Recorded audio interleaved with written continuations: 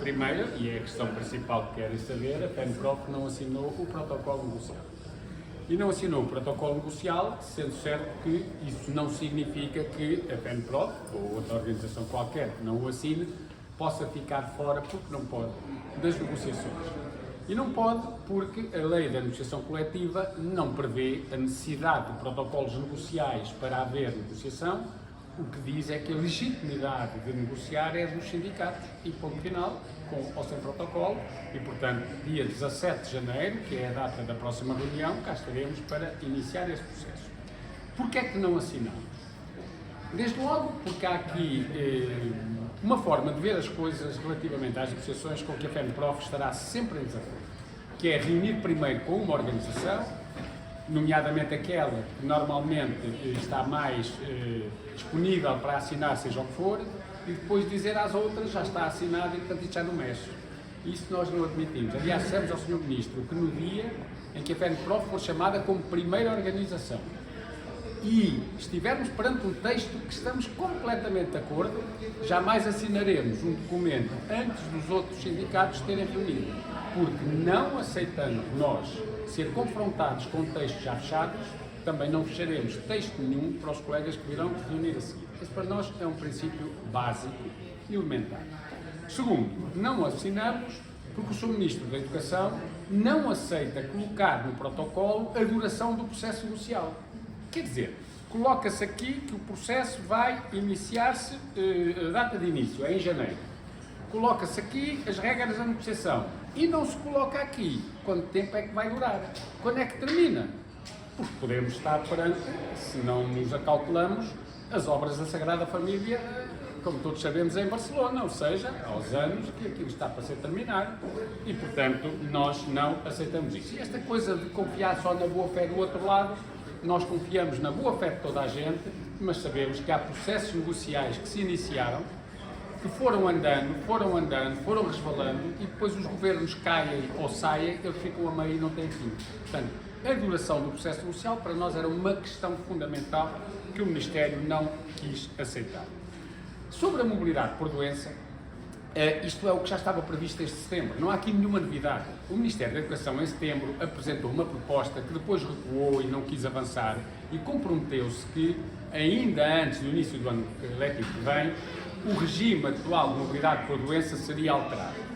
E é alterado, tem que ser alterada à margem, em paralelo com a revisão do Estatuto, porque se assim não for, quando é que ele vai ser alterado? Nem se sabe a duração do processo negocial, não é? Como eu tinha dito. Portanto, vai haver uma negociação de alterações ao regime de mobilidade por doença, mas isso é à margem do próprio ECD, eventualmente depois do ECD revisto, ele poderá verter para o próprio ECD. Agora, o que é que o Sr. Ministro não quis colocar à cabeça e que para nós são as duas questões fundamentais?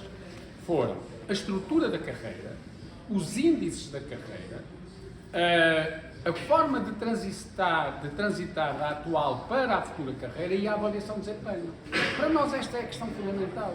O Sr. Ministro quer começar pelo recrutamento, pela seleção, pelo ingresso, mas nós temos que começar por aquilo que aos jovens pode levar a que queiram ser recrutados, ingressar e vir para a profissão, que é olhar para a carreira. Ninguém vai, então vamos discutir o ingresso numa carreira que ainda não sabe qual é.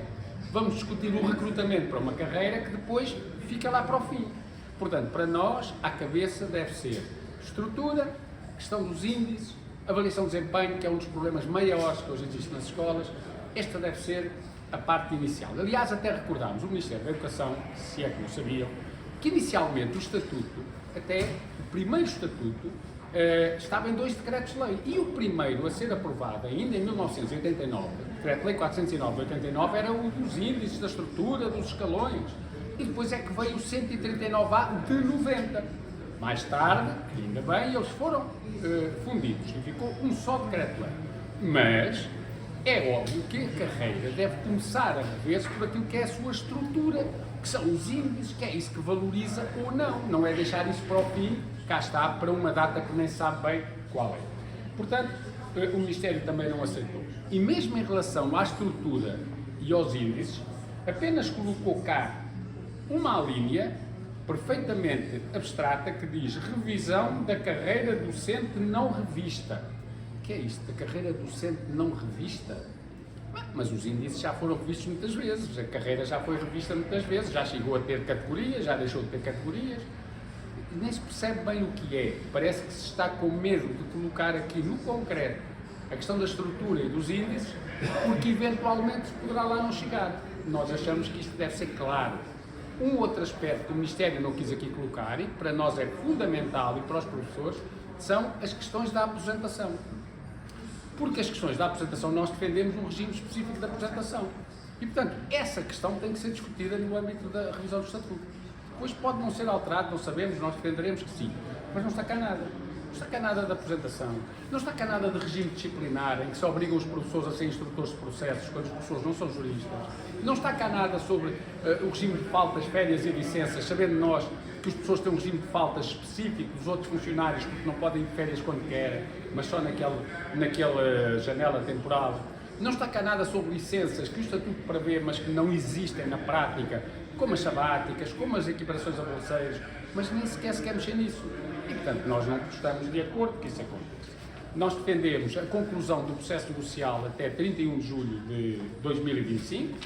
O Ministério diz que isto é tudo muito dinâmico, pode ser aí, pode ser para a frente, pode ser para trás, enfim, não se quis comprometer com datas, nós não estivemos de acordo e também não estivemos de acordo com outra coisa, que aliás foi por aqui que eu comecei, que é, nós propusemos, admitindo que as reuniões possam decorrer mês a mês, até para cada organização ter mais espaço para expor as suas propostas, tudo isso, mas entendemos que a última reunião de cada processo, ou melhor, as reuniões negociais que tenham em vista a assinatura de um protocolo ou de um acordo, devem decorrer ou em mesa única, e estarmos lá todos, ouvirmos todos ao mesmo tempo as propostas e podemos decidir em consciência cada um, ou serem em mesas que podem ser separadas, mas nunca haver uma situação em que haja organizações que são confrontadas com um texto que já está assinado, já está fechado e, portanto, já não se pode mais mexer.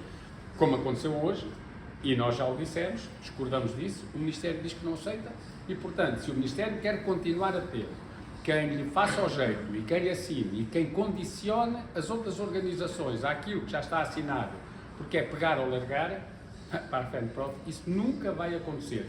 Nem aceitaremos que nos façam, nem faremos isso aos outros colegas e, portanto, nunca, sendo nós os primeiros, assinaremos um acordo, mesmo concordando, enquanto não estiverem todos reunidos e não houver um texto comum que seja apresentado em simultâneo a todos.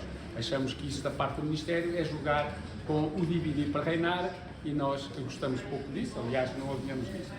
Um outro pormenor, mas que eventualmente poderia ser também alterado, mas que vinha aqui, está aqui no protocolo, era que quer este protocolo, quer as atas das negociações, são de caráter reservado, não podendo ser objeto de divulgação.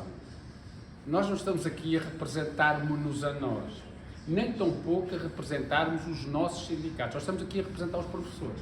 Os professores têm o direito a conhecer todos os documentos que são entregues nas reuniões, que nos são entregues nas reuniões, que nós entregamos nas reuniões, e mais, têm o direito de conhecer as atas dessas reuniões para saberem o que lá se passa, porque nós estamos a representar os professores.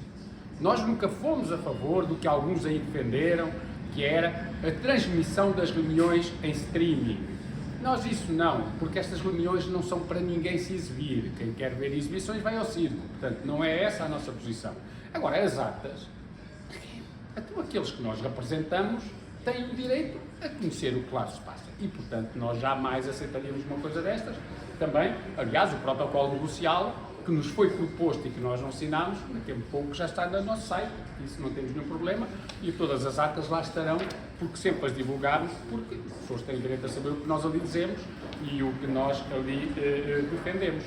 E, portanto, estes são motivos mais do que justos na nossa ótica para não assinarmos um protocolo negocial. Agora, dizer aos professores, ao Governo, ao Ministério, a toda a gente, que isto não significa que nós não vamos estar aqui nas negociações, porque temos esse direito, é um direito legal que nos é reconhecido, a legitimidade para a negociação, segundo a lei, apenas é reconhecida aos sindicatos e não a outras organizações, sejam elas o que forem, e portanto dia 17 de janeiro, que é a primeira reunião, e dia 21 de fevereiro, que será a segunda, cá estaremos para reunir, e havia de ser lindo se isso não acontecesse. E, portanto, termino desejando, nesta altura de final de ano, a todos os professores e aos educadores, e também às senhoras e senhores jornalistas que aqui estão, desejar que 2025 seja um ano com muitos êxitos pessoais, profissionais, e para os docentes, para os professores, dizer sobretudo isso, que 2025 seja um ano com muita disponibilidade para continuarem a lutar pela valorização da profissão, para continuarem a lutar pela valorização da escola pública, para continuarmos a lutar pela valorização da educação, todos juntos, em consenso, unidos, porque vale a pena levar por diante esta luta. E é por isso que nós aqui estamos, é por isso que nós negociamos, é por isso que nós vimos estas reuniões, porque entendemos que a profissão de professor, a escola pública e a educação em geral merecem ser valorizadas. E por isso estaremos sempre aqui. E 2025, se o Ministério da Educação não tiver essa opinião e a sua agenda for outra, os professores cá estarão para defender aquela que é a agenda correta na sua hora.